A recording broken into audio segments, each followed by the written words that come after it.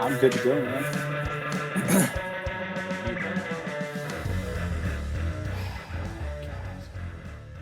All right, welcome to the podcast. I am here today with Mellow Yellow _ GTS. Is that? That's correct. Oh, awesome. So, what is that reference? What is mellow and yellow about your underscore or your GTS? Well, I kind of went with mellow yellow because I was like, kind of like an oxymoron. Like, it's a yellow Dodge Viper. There's nothing really mellow about it, you know. it's pretty in your face, you know. It's loud. It's pretty aggressive, you know. Obnoxious, some would say. Yeah, you know. Yeah. So I'm like, you know what I mean? In my head, I thought it was just hilarious. So it would be like the license plate slow.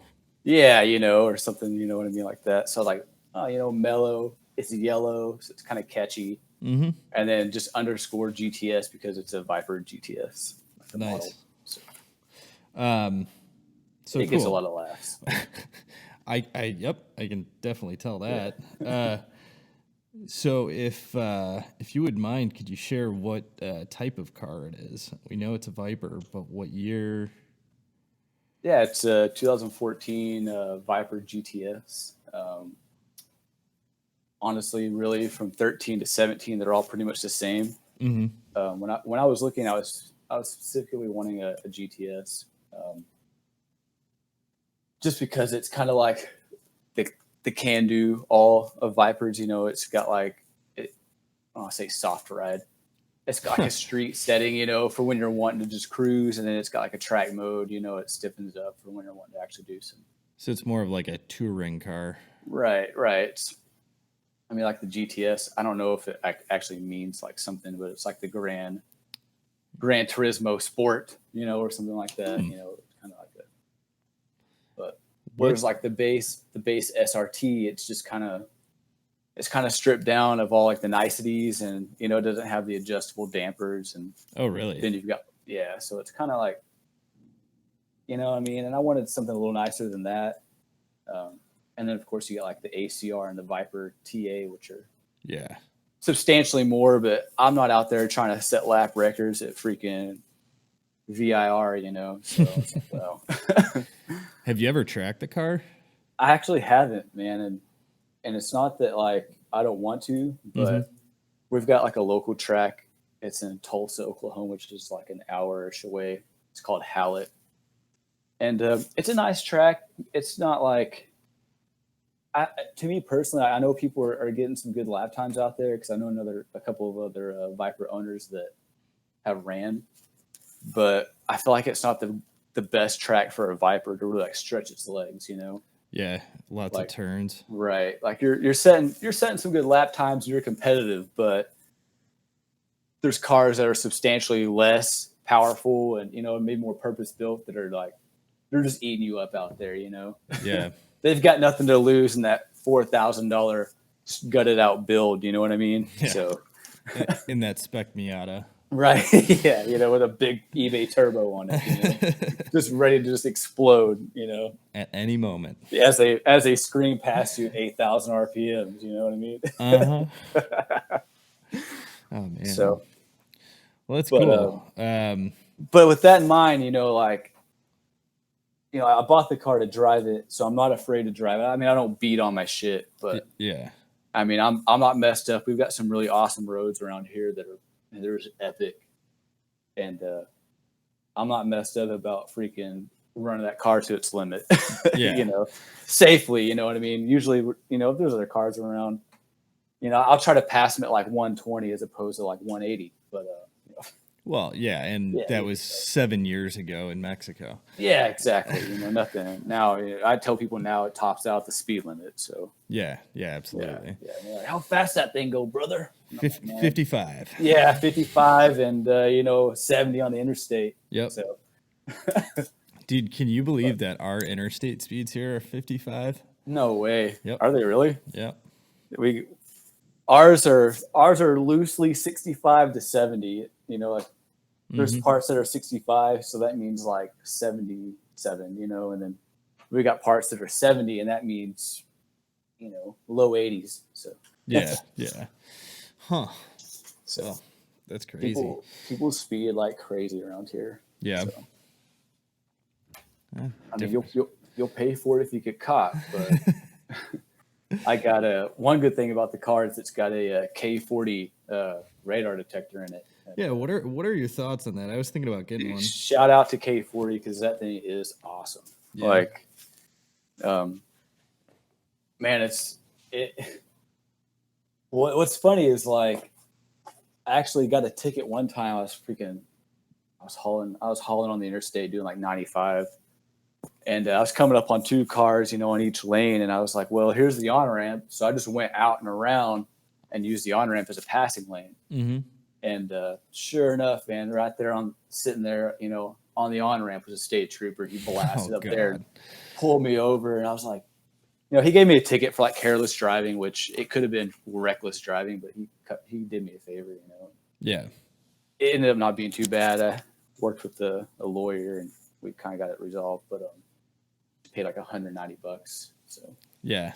but I was mad. I was like, dang, like this K40, man, what a piece of crap, and I got to looking and I had it set on like city mode. And I was like, oh, dude. Like, Yeah, it's got to be on highway. Yeah, of course, but there's so many options you've got with that thing that like, unless you have it dialed in, like you're not getting it to its like max, you know what I mean? Yeah. Capabilities. So I didn't have like, no one has that around here where I live, man. Like it's the area I'm from, like the average medium income's probably like $15 an hour. You know what I mean? It's a cheap area to live in. Yeah.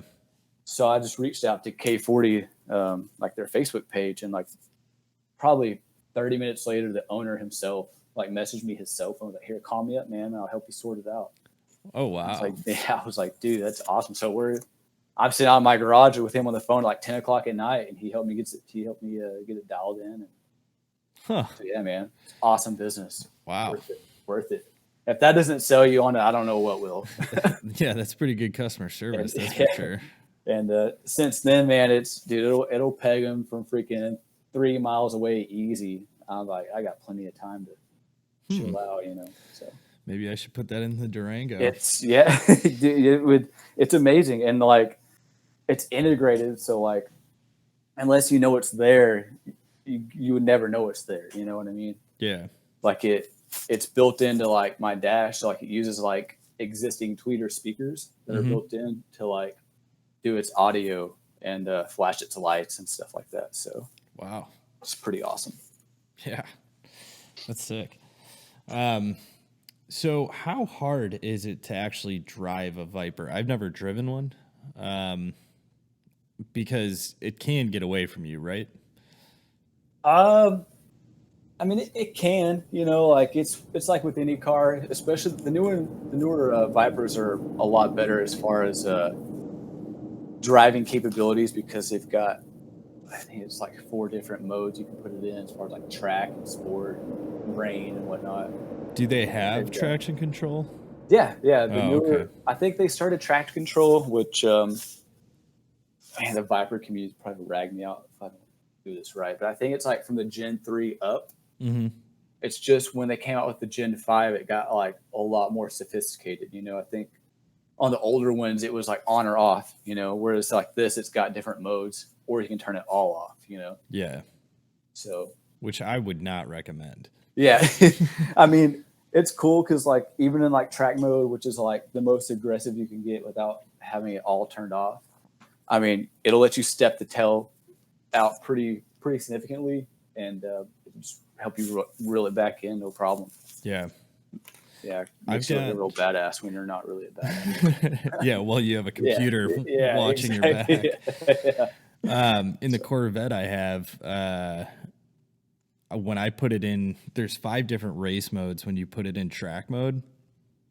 And you double tap the traction control button and it pops up and it'll say wet, dry, sport 1, sport 2, or race. And if you put it in race, it shuts off everything. I at no point would ever recommend anyone putting it in full race mode. And I race that Corvette and I leave it in sport 1 because it's got, which I'm sure the Viper does, a electronic limited slip differential. Right. So it'll let you go, but if you push too hard into a corner, it'll actually try to straighten the car out with you. Oh, yeah. So it takes in all that data, and it's like, okay, we're going sideways, and the wheels are turned this way, so you need to counter steer and go here.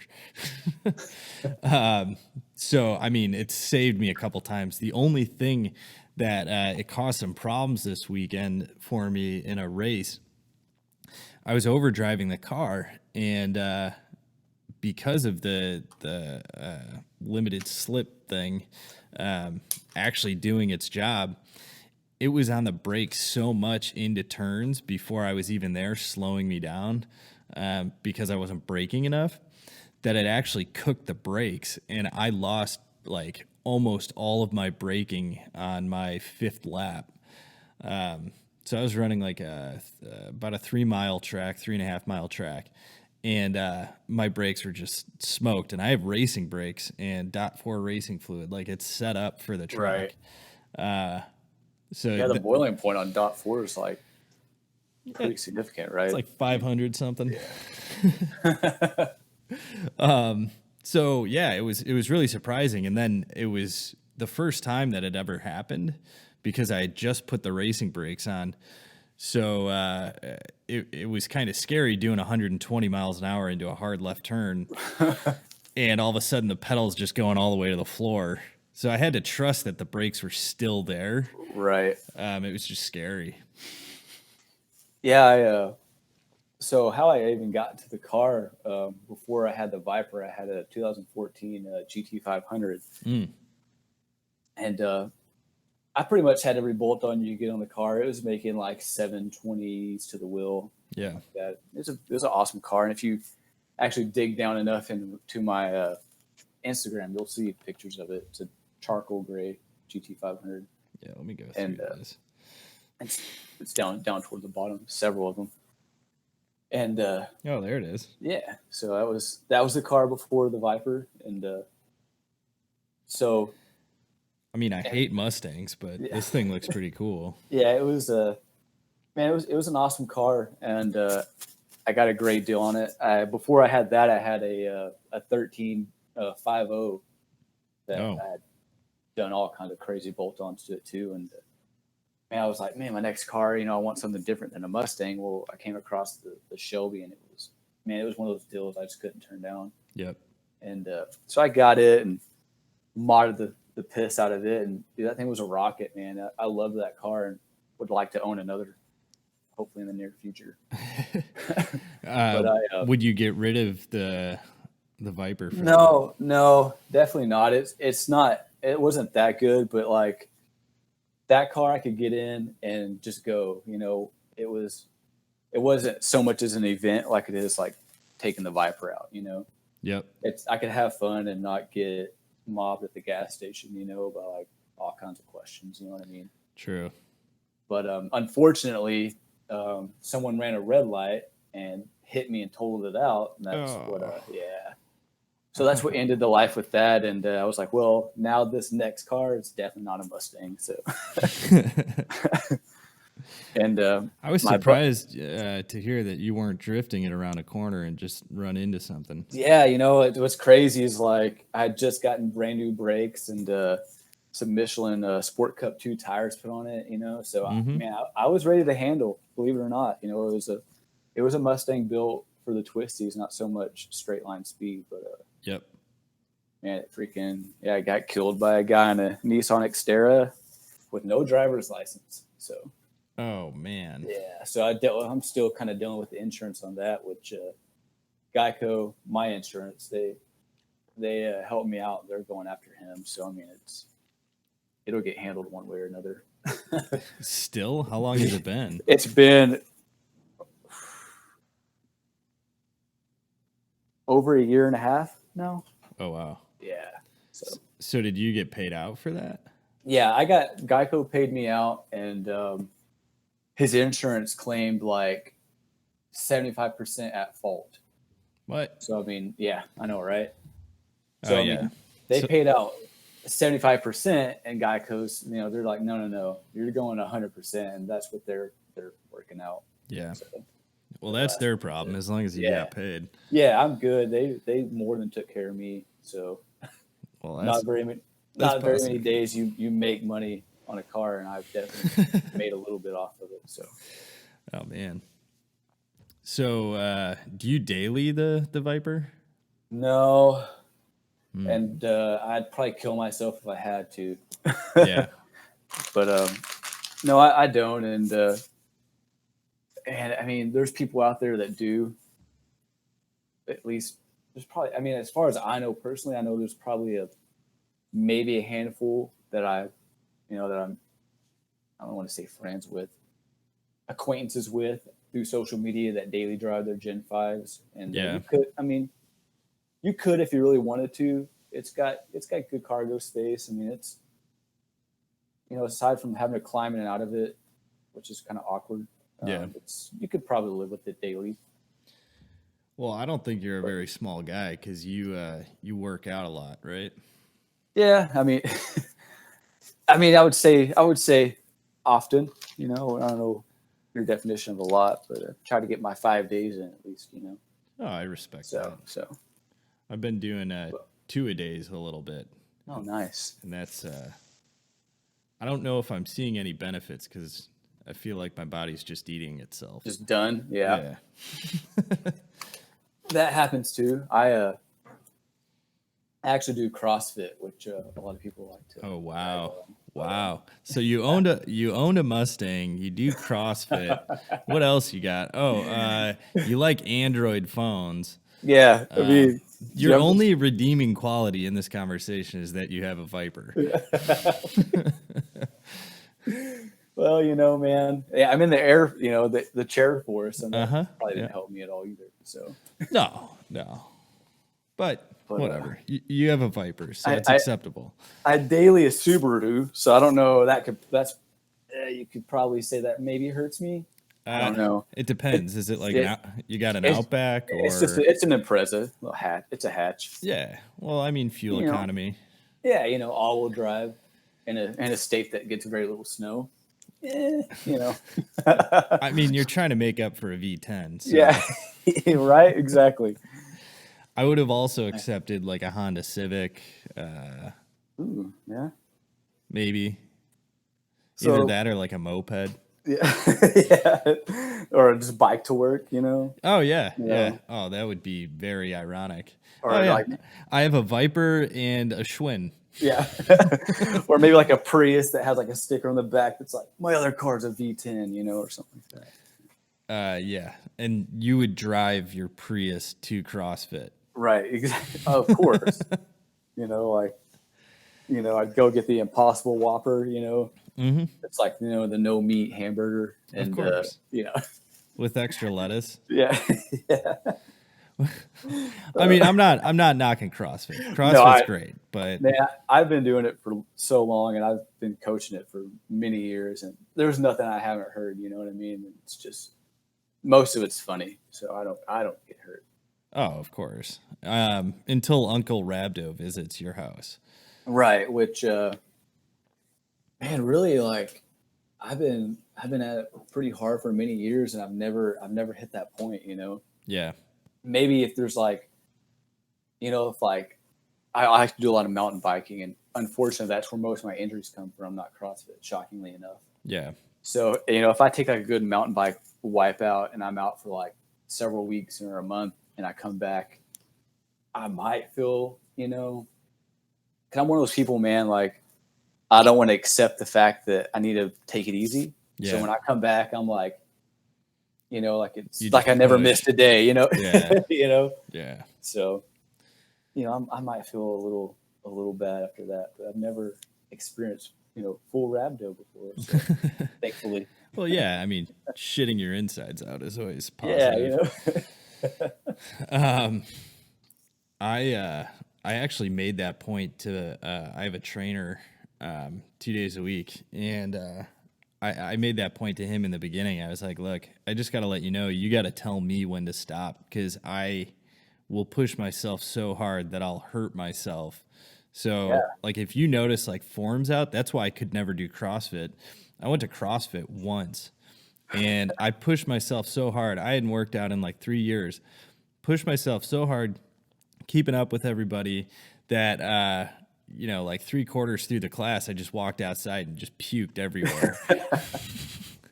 If I had $1 for every time I saw somebody throw up, like, man, Yeah. maybe I'd have 2 Vipers. Well, it's just maybe I would daily one, Take it easy. I didn't know that I should take it easy, So. And man, that really comes down to like coaching, like I said, I've been coaching it for a long time. And I was the same way, I remember my first day, like going to CrossFit, and I'm super competitive, which, sounds like you are too. Mm-hmm. And people get in there and, just like I said, I was the same way. They think like, like I got to keep up. You're like, I can't be last. You have that mentality that you got to almost kind of prove yourself. Yep.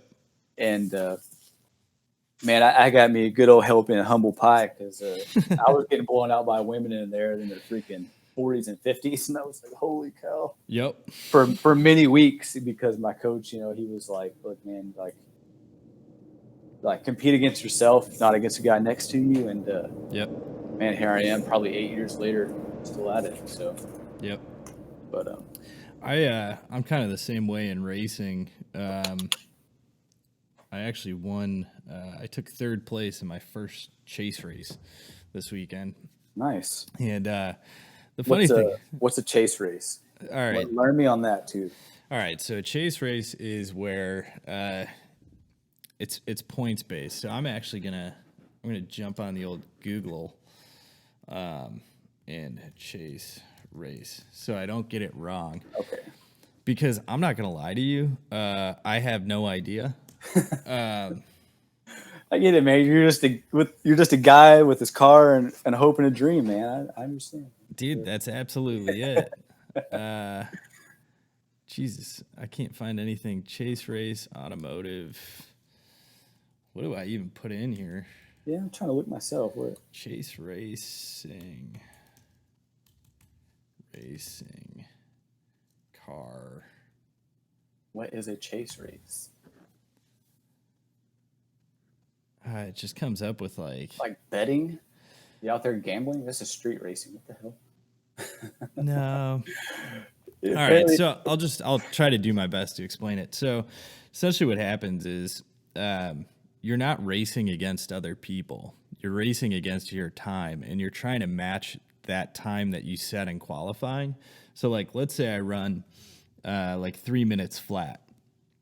I want to be 3 minutes flat on every single lap, or as close to it as possible. And I think it depends on who you're racing with and who's setting it up. But like if you go 2 seconds over, it's a 5-second penalty. If you go anything 5 seconds over, it's a 10-second penalty. So the idea is you want to run as consistent of a lap time as possible. What about going under? You can go under. You just don't want to be faster. Because if you go faster, that's considered a breakout. So okay. If you break out of that speed, you want to set a speed for yourself. So you want to race as hard and as fast as you can in the beginning for your qualifying. At least this is how I think it works. So run it as fast as you can, and then, run as consistent times as possible in the first, second, third, fourth, fifth, right. 6 laps. And then those lap times are averaged together to get to your qualifying lap time. Gotcha. And the other thing they do as well is they'll line you up in reverse of how fast you ran. So if you run real fast and you're the first out of your group, they put you in the last. So you have to pass people then. Which could be pretty scary, I would imagine, Oh, yeah. So, it's a good form of racing for beginners and stuff. I've only been racing for about a year. Okay. And I'm just starting to dabble in actually moving into a racing class. So it's just a good learning tool. So what keeps somebody from like kind of sandbagging their lap time? You know what I mean? Like they'll come out there and get a 3-minute when their car's capable of like an easy like 2-minute. You know what I mean? So the funny thing is, you're not allowed lap timers or anything in your car. So sure, okay. you could try to do that, but the thing is, when you have to pass people and do all the turns and stuff, it's all about consistency. So if you run that 3-minute, you're going to want to stay on that 3-minute. Right. If you're on a 5-minute, you want to stay on that 5-minute. Like so. Gotcha. Yeah. That makes more sense. Yep.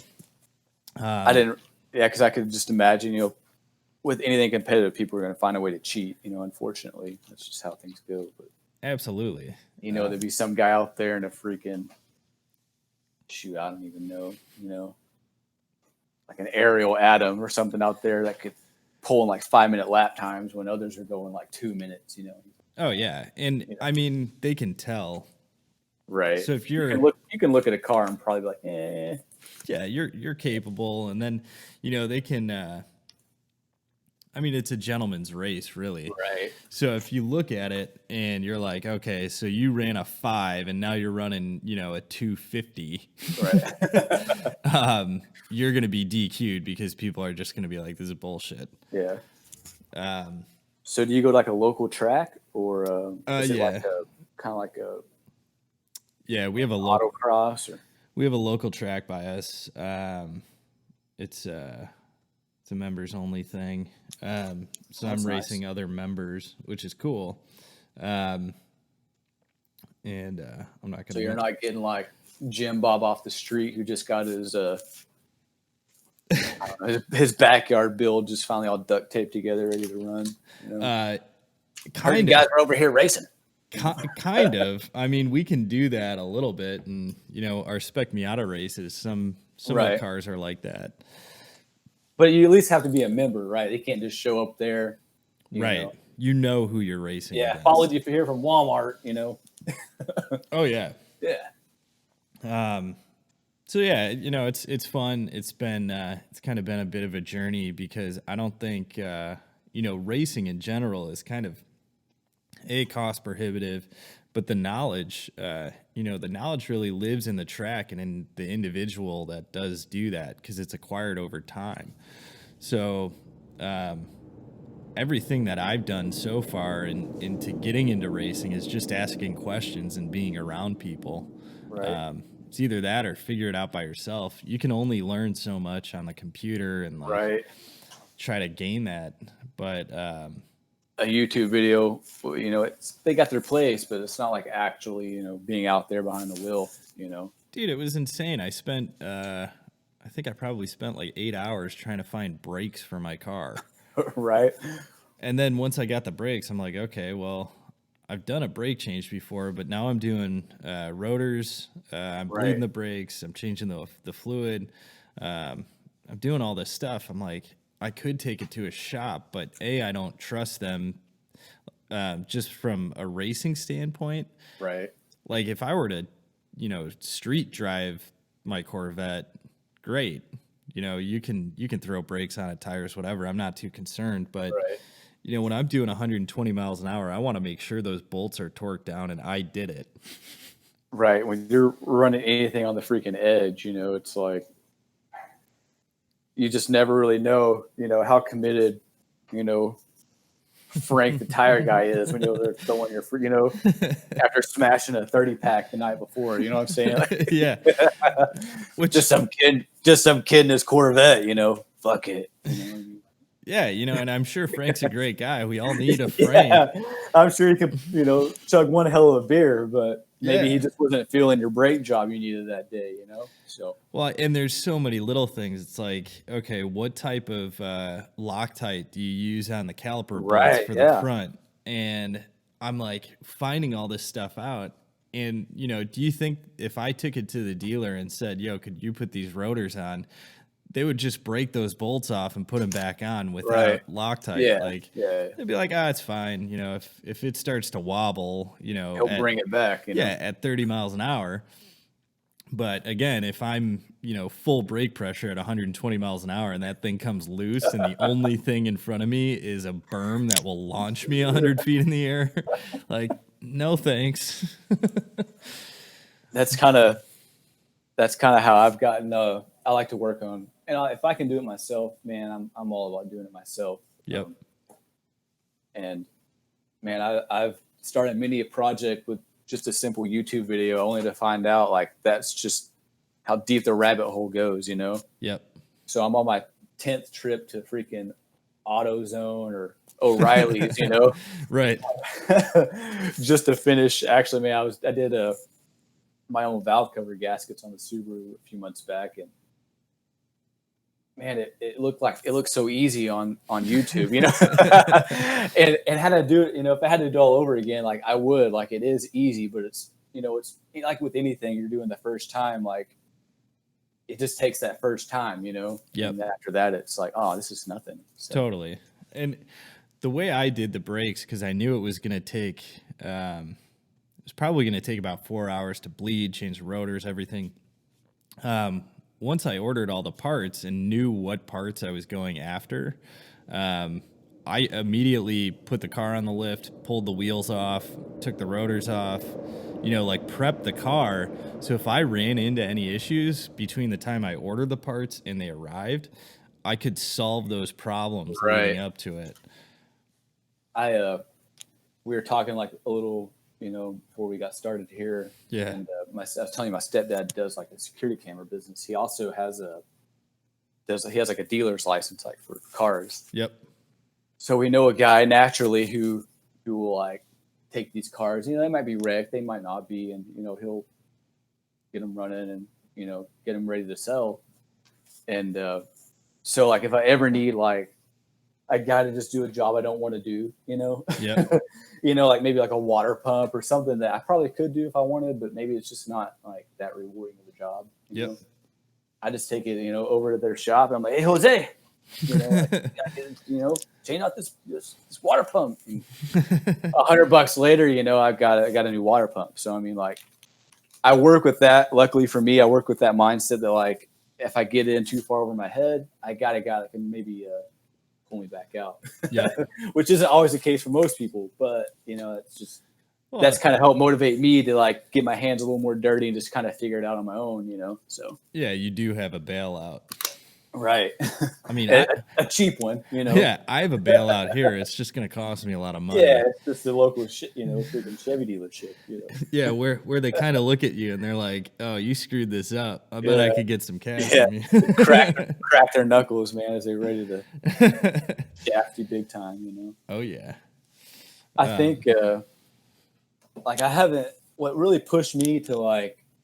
I mean, I've always loved cars and I've always loved the way they work, and I grew up around it with my grandpa and my dad. But what really pushed me to like the modding scene and kind of doing stuff myself is when I had my my 1350, and man, it all started with the cold air intake. It was like most stories do. Sure. And man, from there it was just like, like my gosh, I ordered. Man, I freaking went on AmericanMuscle.com and just freaking ran up that credit card bill. Yeah, just freaking started, man, from the front end and went all the way to the back end. And man, like it was cool just seeing like, okay, I got an intake and a tune, and then I went from there to like I got like the Boss 302 Racing like intake manifold and exhaust, and just did like rear gears and short throw shifter, and like it was just awesome to see like those little things that I did, how it affected like the car, and yeah, man, like I was hooked, from there. Oh yeah. For me with the Corvette, like this is kind of the first car that I've had that, A, I've been racing with, B, I've done some stuff to the Durango myself, but again, just bolt-ons. So I'm actually looking to get rid of the Corvette probably in the next month or so. I've only had it for about 6 months, 5 months. Sounds about right. Yeah, you're about due for another one. But I'm gonna get rid of it so I can get into spec racing, so I can start learning. Kind of like you said, I'm going to change the brakes, see how that feels. I'm going to change, brake fluid or, sway bars and setups and start learning all that stuff next year. So I'm looking what are you going to get into? Oh, man. STL Speed's going to hate this, but he keeps giving me shit because he's like, oh, you're going to go spec Miata. I'm like, yeah. Don't say it. Don't say it. Oh, no. I know. But there's gotta be something. Look, if I go, I have a couple options. Okay. I was thinking about Formula Mazda, which is great because it's the rotary engine in like a F1 style car. And those things are sweet. Like that just sounds awesome, actually. They're super fast. I've driven them before. Really comfortable, sequential 8-shifter, 4 speeds. If you tune them right, you can get up to like 145, 150 in them, and it's terrifying because it's an open cockpit. Right. Nice. So I have that as an option. They're not super expensive to race. Brakes and tires are relatively cheap, and parts on it are kind of cheap. I just had a buddy wipe out in one, took out 2 panels, and it cost him $2,800. So not horrible, not great, but I mean, when you're racing on a non-sponsor budget, that can add up pretty quick, I would imagine. Oh yeah, but I could do that. I could keep the Corvette, turn it into a race car, and then race GT like in the GT series. I'm gonna go through brakes and tires probably once a race, maybe 2 races if I'm lucky. So you're looking at 3,000. Yeah, it'd be about 3,000 per race. And that's just for the expendables. And then body panels, and if you screw up big. Right. Yeah. So you're looking at like $10,000, $15,000 if you wreck. Is like the Miata, is that like its own class? Yeah. Like I don't really know how these classes work. So NASA, the National Automotive Association, whatever, or National Automotive Sporting Association or something. And then SCCA, which I know of SCCA a little bit more, Sports Car Club of America. They do spec classes. So like you could do spec Miata, spec E30, spec, whatever. Spec Mustang, I think they do too. Right. But in those you're racing just that class though, right? Right. Like all Miatas, all Mustangs. Yeah, but they all can only be modified to a certain degree. Oh, okay. So everybody has to run the same shocks, the same tires, the same. Okay. So everybody's racing to a specification of that car. So it evens the playing field to just the driver as the variable. Right. That actually doesn't sound too horrible because you're not racing against, Tom Petty's son with $1 million budget, Well, and that's the cool thing because you could be racing Tom Petty's son with $1 million budget, but you're racing. He's got the same car, right? Right. So that's, it's the great equalizer, and there's a pretty big field where I race. So it's, I think there's 36 cars in it. So at least, I may not finish in the pole, but it'll give me like great experience in driving and how that whole thing works. And the nice thing is, you blow a body panel or you crash a spec Miata, it's going to cost you between $200 and $1,000. Right. I get a whole front clip for $1,000. Absolutely. Sometimes guys just buy wrecked Miatas for the parts off of it. Right. Yeah. All day. So, unfortunately, it's just because it's a cheaper option to learn.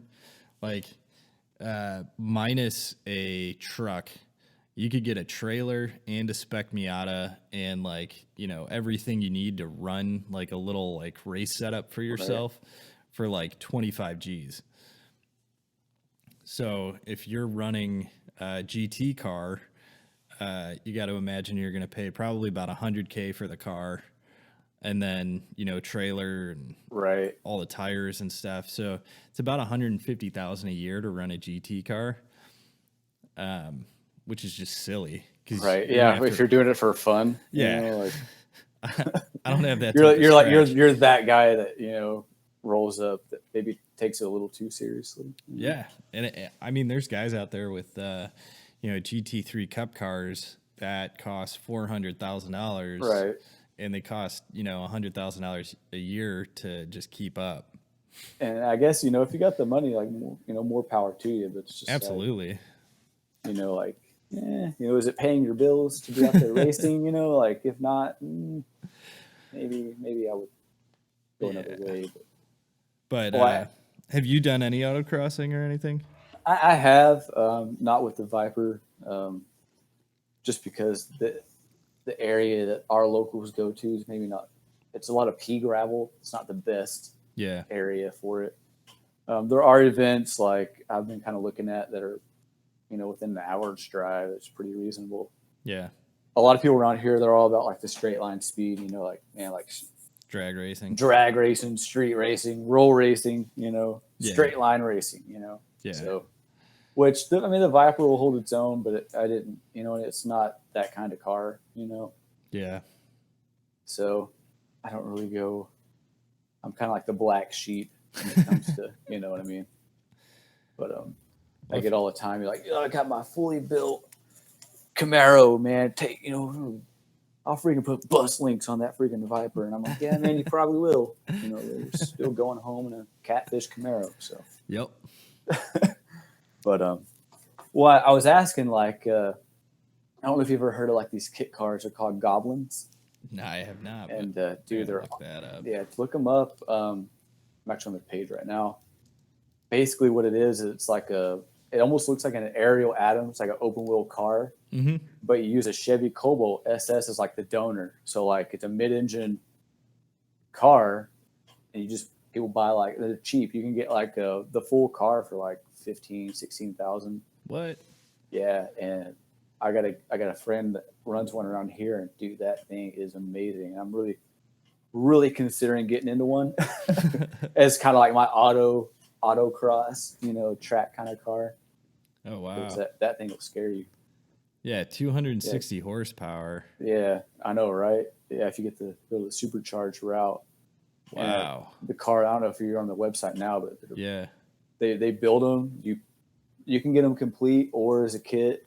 And man, they're cheap. And you can get into one of these for under like a liter crotch rocket, Yeah. Freaking Gixxer 750 is going to cost you probably $14,000 on its own. And I'm like, And you can get an all-terrain version. Yeah, you can. Yeah, you can. And a lot of people, they'll just lift their car and throw in different tires, and there you go, all-terrain version. Wow. They're awesome. But yeah, I got a buddy that runs one, and man, it pulls so hard, and you just hear that supercharger right behind you, just like, dude, it's just an experience, man. That just I've been really looking into them. They're awesome. So I don't know like what kind of class that would be considered. I guess maybe open wheel, but maybe like not open wheel. I don't know. Jeez, man, $16,000. I could have a all-terrain Goblin. Yeah, I don't know if you're on their. Yeah, I guess you looked at their the budget estimator. Yeah, the budget estimator. You go in there. They start at $6,800, and dude, the world's yours at that point. Like, wow, just add in whatever you want, and like, man, they're awesome. Like, just the quality, you just see it, man. You can just tell they're built to freaking, and they're street legal. Yeah. So that's awesome. Like, I wonder if I could put a Hellcat in one of these. Man, with enough money, I'm sure they'll extend the frame a little bit for you, and you'll pretty much just launch yourself to the moon, I guess, on your first pull. Yeah, but they're awesome. I don't know what kind of class like I would be in if I got into one of those and really considered tracking the car, but maybe you would know. I don't know. Man, would that be like an open wheel class? It would probably be in. I would say it would be in the GT class. I don't know, but it's an open wheel car. So let's see if they have any kit questions. They don't have any questions. I mean, I'm sure you could take it on the track. I don't know if you could actually race it competitively. I know he races his. Maybe I need to ask him some more questions, but yeah, he takes it to like Little Rock and some other places around Arkansas and races it. And, does he race it competitively or just for fun? Yeah. I mean, I guess both. I mean, I don't know how competitive you would consider competitive, but like, I mean, I know he's got enough in it. He's got like an enclosed trailer and all this stuff for that, just for the car that he takes it, to these events. So yeah, but man, that thing, man, like he took me for a ride on one of our autocross tracks, that one I was telling you about, and I was like, oh, this is going to be. I knew it was going to be fun, but dude, that thing pinned me back, and I thought it was going to suck me out the freaking. Well, it runs 0 to 60 in like 3.5 seconds. Yeah, and it's probably even faster than that, like set up right, because I mean, I think it weighs like 2,200 pounds, maybe. Yeah. Huh. And like, man, like he just launched me on that first straightaway. I was like, how much? Yeah, I'm sold. Dude, it was amazing. Huh. So crazy. If I really got into tracking, man, I would really like to get something like, like you're saying that, the parts are plentiful. You can go find as long as you had the motor, like most of the components, even on the Cobalt, like SS is pretty standard, for all of them. Wow. But it uses everything. You can power steering. I mean, it's the suspension, all of it, the brakes, the transmission. Wait, so do you take the VIN number off the Cobalt? Is that what they say? Is that what it's saying? Hold on. No, I got to look at the FAQ. Frequently asked questions. Registration questions. Registering the Goblin for street use is possible in most states. It does come with a MCO, so you get a manufacturer's certificate of origin. So, okay. Huh. Oh, here we go. Yeah, I mean, I know he's got a license plate on his, and he drives it wherever, and that thing just screams. Yeah, you just use the MCO to obtain the title. Oh, okay. Title. Yeah. I see. Oh, that's ridiculous. So there you go, man. Maybe that's what you need right there. So. And the chassis is fully built and shipped to you. Yeah, it's freaking. You can they'll powder coat it. Like, I don't think it comes powder coated, but you can maybe pay extra. I think maybe he had somebody local do his, and he has his like a really cool like blue with like metal flake in it. It just looks really awesome. Wow, that is crazy. Yeah. So I mean, like, it's. I might have to get one of these. Yeah, I mean, for the price, like it's just. I'm like, what? Like, I don't know why. I don't know why I just feel the need to compare it to like a crotch rocket, but I'm like, man, you could have this because I see it's like so much of a toy, Yeah. Like, it's like, man, like, I would take this over like a crotch rocket or something any day. Yeah. Yeah, man, it was an experience, man. It was a life-changing experience taking a ride in that thing. I was like, dude, this is no joke. Extended length chassis. Oh, there you go. $850. Hey, man, how bad you want? I told you, man, how bad you want it. Oh, man. I can't even imagine. Wow. Uh-oh. Put the credit card away. Yeah. I can't even imagine what that would 707 horsepower and a freaking front wheels just never touch, Well, you'd run into a situation where the car just flips over. Yeah, it just freaking throws itself up. Yeah. Oh, wow. All right. Well, yeah, I may have to get into that. So there you go, man. There's like I said, I don't know what they would class you in with a car like that, but well, it's definitely an open wheel car. Yeah, I'm gonna have to dig into this. Yeah, there might be some YouTube videos, I'm pretty sure, out there, like that might give you a better perspective on like how quick those cars are. But man, I think it was awesome. I mean, that's cool. I wonder how fast a Spec Miata gets up to 60. Yeah. Oh man, there's so many. Oh, there mods. are. Yeah, the smoking tire. He actually drove a 2017 Goblin kit car on one take 2 years ago. That is awesome. There's another one. Wow, is that my? No, that can't be it. Yeah, maybe on YouTube. There's like, if you go 1, 2, 3, 4 videos down, there's a blue DF Goblin car review by Rage Fuel, and it looks. That's my buddy's car right there. Holy crap! Right. You can see the car I'm talking about. Where's it at? YouTube Goblin kit car. Okay. And go down 4 videos, and you'll see Rage Fueled car review DF Goblin's blue with racing slicks on it. My friend Jeremy built for autocross. That's the guy I'm talking about. See it? Blue. It's like 4 videos down. Oh, on YouTube? Yeah, on YouTube. Sorry. Okay, cool. That's freaking hilarious.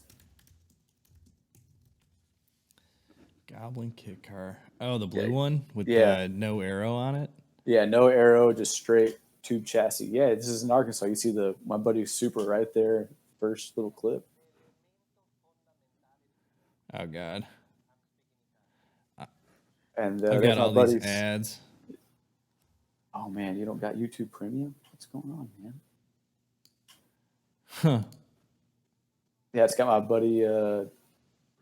buddy's Viper. He autocrosses out there, or used to autocross out. This is the track I was telling you about. You'll see how sketchy it is because there's like, you can't really tell from the video, but you got like a 1 foot runoff into like a 4 foot.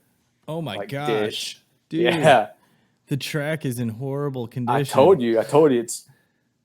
I mean, you'll see cars running off into the ditch, man. I just saw a black one do it. Wow. in this video, first 10 seconds.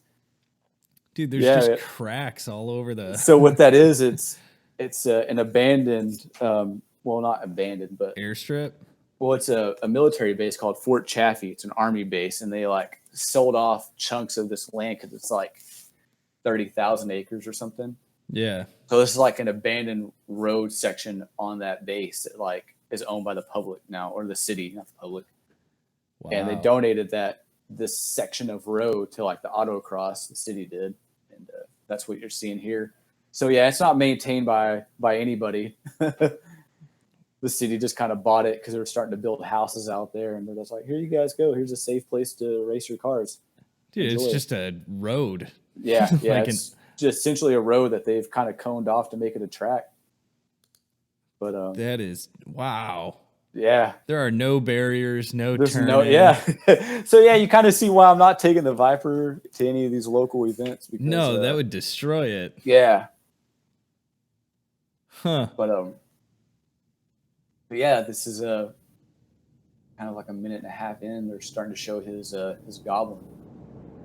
Dude, that's terrifying because there's like cross paths in there where like somebody could just come flying and just hit you. Well, where it's at is it's sectioned off. There's no through traffic in that area right there. Yeah, it's fenced off. There's one way in, one way out. Yeah, and so you don't really have to worry about any other traffic. But it's just, man, that the road is just pea gravel, cracked asphalt, and yeah, I'm seeing that and I can hear it too. Wow.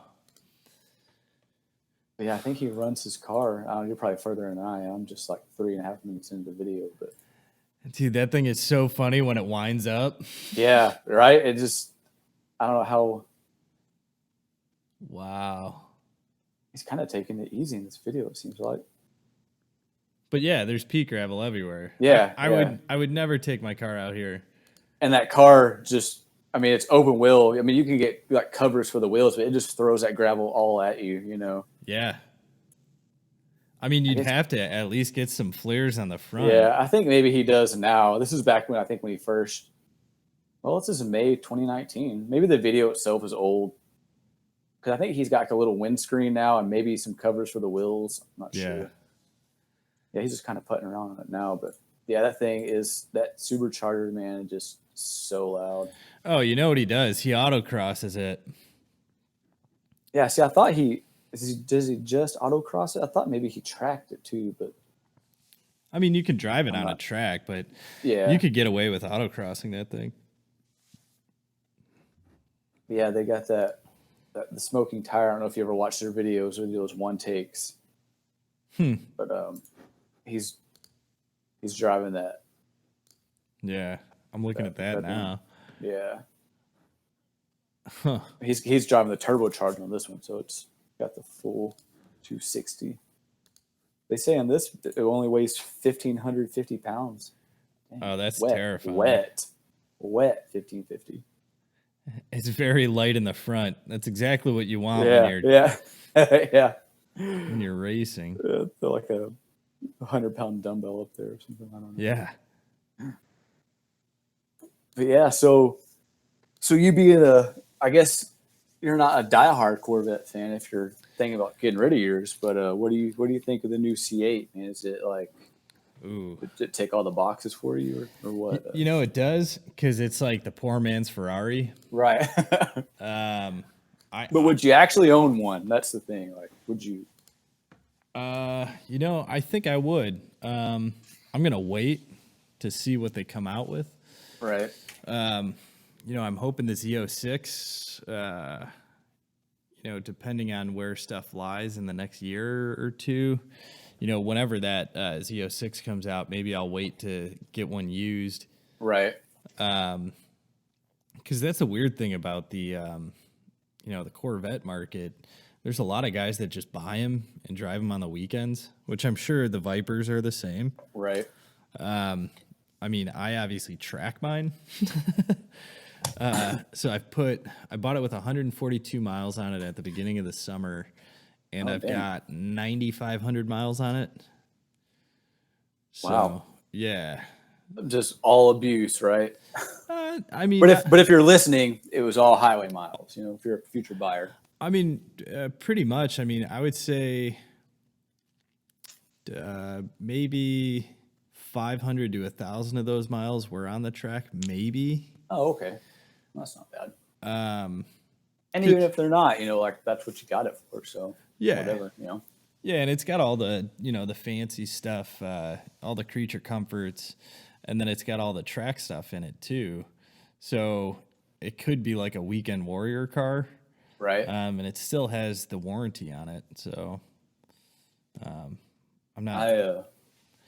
I was actually when I was looking at another car, I was so close to getting a new Z06. Yeah. And they had one on like the showroom floor at a dealer nearby. Yep. I think they had it for sale for, gosh, man, like 2 years or so. And it had everything. It had like, it was silver. It had like it was a Z06, like the Z07 package. Yep. It was a manual, which honestly, like I didn't care at the time, like if it was a manual or not, because I know the paddle shifts on them were pretty good. Yeah. And it had like the carbon interior and the red seats, which I thought was just awesome with the silver. Oh yeah. And they wanted like, I think it was like 65 grand for it, and I was like, dude. And it had like 65. I would have bought it. Yeah, it was used, but it had like, I think it had like 2,500 miles on it. Yep. And like I said, they had it for like 2 years. No one's freaking batting an eye at this car. Yeah. And I think they had it on consignment for someone, actually, like a buddy of the owner of the dealership. Of course. I kid you not. I came in, I sat in the car, and I'd been in one before, so I didn't really need to test drive it. And I was like, man, I was with my buddy Billy. He's got I think it's like a 2009 or 2010 ZR1. Yep. And we rolled up there together. So he was like, oh yeah, Corvette, he's all, he was all hyping me up, because he's a Corvette fan, obviously. And yep. I told the guy, all right, I'll be back in a couple of days and we'll get this going. And dude, I kid you not, the next day it sold. Wow. I was like, you're telling me this car sat here for 2 years and not one person looked at it. I come in, sit in the seat, and it's gone the next day. So, which worked out great, because I'm glad I held out. Or I'm glad I didn't work out, because that's what got me into the Viper, actually. So yeah. Well, maybe we got to keep talking offline about potentially working out some deal if you want to get the Corvette down in Arkansas. Yeah, man. Yeah, for sure. I mean, like, definitely. At least try to sell it for me. Yeah, man. There's people around here, man. They go through cars, especially a Corvette, for sure. They, I don't know what it is, but they're everywhere around here. I just know everywhere. The market's going to be soft in Chicago because it's getting cold. Oh yeah, we're just kind of now getting like the peak driving time for us. You know, like we'll hover on the 70s during the day, which I think is like it's great for an NA car, even for boost, really. But yeah, the Vipers, man, I wouldn't say they run hot because I've never had a problem with it getting hot. Yep. But I can definitely tell when like the intake temperatures are getting in the 90s and 100s, you know? Yeah. It's just heat soaking. Right. Oh, man. Which my Shelby, it would heat soak like that too. So. Oh, yeah. I mean, the Durango does. I can feel it like bog down a little bit. I drag race the Durango, and I think it was 100 degrees ambient. It was like 102 ambient. And I'm wearing like, you know, wearing my racing suit and everything. Right. And I'm just like, oh my boiling. God. Yeah. And they're yelling at me because the exhaust tips are just pissing water. And I'm like, the air conditioning is off. That's residual. So yours is the SRT, right? So Yep. Is that like it has like the 480 horsepower? Is that what it is? So it was down tuned from the Jeep and the 1320 and the Scat Pack. Right.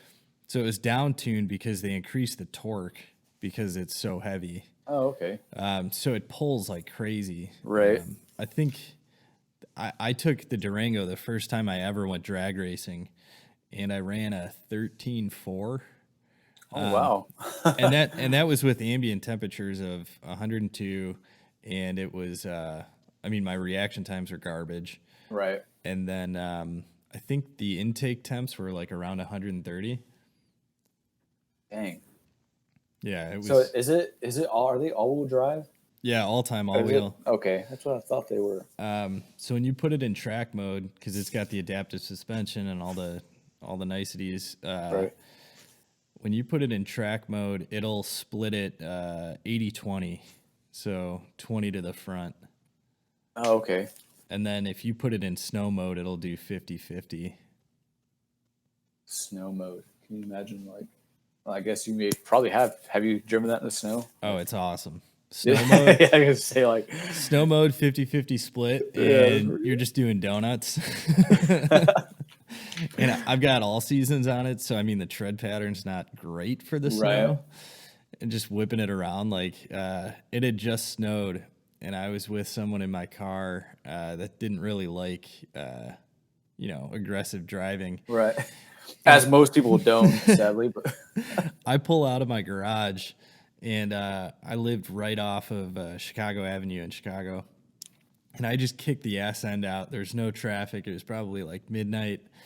Kicked the ass end out, slide it, definitely stopped at the stop sign, and then slid the ass end back to the left and drifted for like a solid block sideways, and then kicked it back right and just went down another street. And, the shit-eating grin on my face was gigantic. And the tears streaming down the other person's face were even better. Even better, yeah. So it was pretty great. That's so good. I live in a pretty quiet neighborhood, and it's actually I live like in a cul-de-sac, so like there's no way in or out. Yep. So like the whole area is just it's pretty quiet. You know, it's a lot of older people. But my neighbor, he's actually a really cool guy. He's got a Chevy SS. Yep. I don't know. I think he's got like a little bit done too. We don't talk a whole lot, but like we make sure people know when we leave the neighborhood, and like I was leaving in the Viper the other day, going to a car meetup thing, and he happened to be leaving too, and we're like puttering as we get down to the stop sign, and we make this left, and like I'm like, is he gonna lay into it? Because if he does, I am. You know, 'cause I always do. When I hit the straight right there, it's like, Yeah. I mean, you go through a school zone, but of course, school's out, whatever, and it's just like the perfect, nice, beautiful black top, just begging, just rip through, Yeah.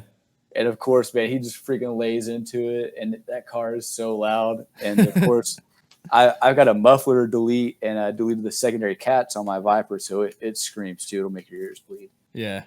And I'm like, all right, man, he's about that life. Actually, I haven't lived here very long. I just bought the house back in May.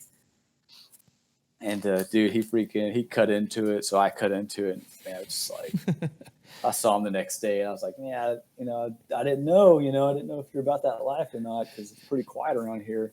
It's a good way to meet your neighbor. Yeah, exactly. He's a cool guy. So that's awesome, man. Other than that, it's just a bunch of soccer mom vans. And yep, got to be slow. They'll call the cops. Yeah, exactly. So I was just waiting to come back, because I just ran down like the gas station to get gas, to get ready to go. I was waiting to come back with freaking people outside, just like, what's going on? Because it's so loud, and I can just know it's reverbing off all these houses through there, Yeah. Oh man, that's why so I live in the city, and then I go about an hour and a half west to go out to the track, and it's awesome because when I get off the highway, everybody around there just loves racing, and you're getting thumbs up. Right? And everybody's cool. The cops are cool. It's a different life. We did this event with this group. It's called Exotic Drive Club, and there's a town called Decatur. It's like an hour away from here. They shut down it's like a private airport. Mm-hmm. And let us run on the airport. Ooh. And it's pretty fun. But it's a really small town. So like I was out there, man. It was like a whole day deal, and I'm leaving with a buddy of mine who also went up there, and we stopped.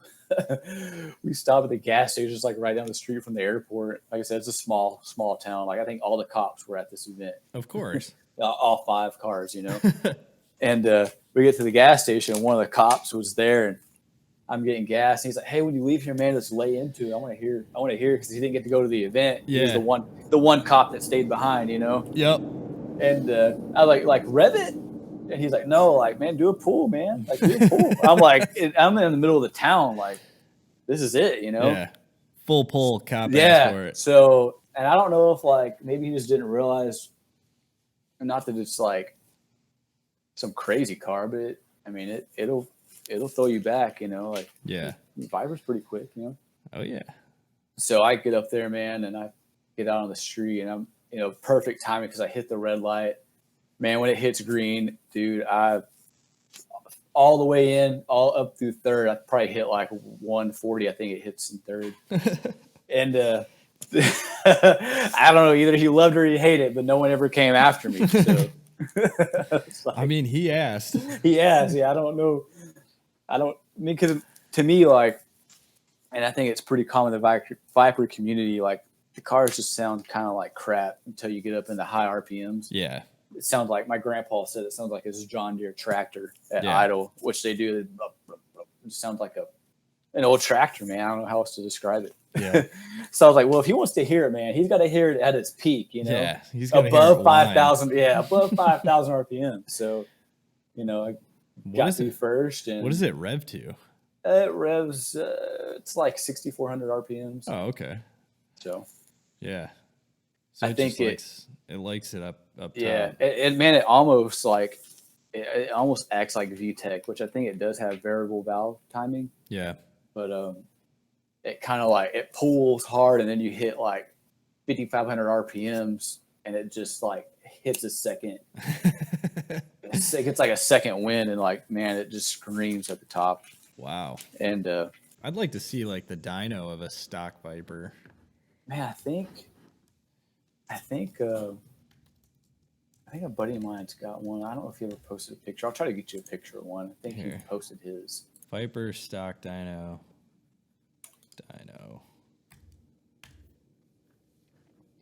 Oh, yeah. You're right. Let's see here. Well, this is the TA. Yeah, they're all the same motor. So yeah, you're right. It's you see, it drops off at 5, and then it's like, and then back up like through 55. Yeah. So. Wow. Huh. But yeah, you can. I guess if we're looking at the same dyno, it's like peak horsepower. It kind of drops off like right at 5,000, then like kind of hits back up again. Like, I don't know, man. It's just a weird feeling. It's crazy though. These cars, they dyno like they're all over the place because they're hand built. So like, yeah. I mean, still 538 horsepower to the wheels is a lot. Yeah, which is weird because like there's people with the like that are dynoing like he's like 538, and then like you go in the next one next to it's doing like 560 to the wheel. Yeah. So it's like huge variances. I've never actually dynoed my Viper. I'm actually about to.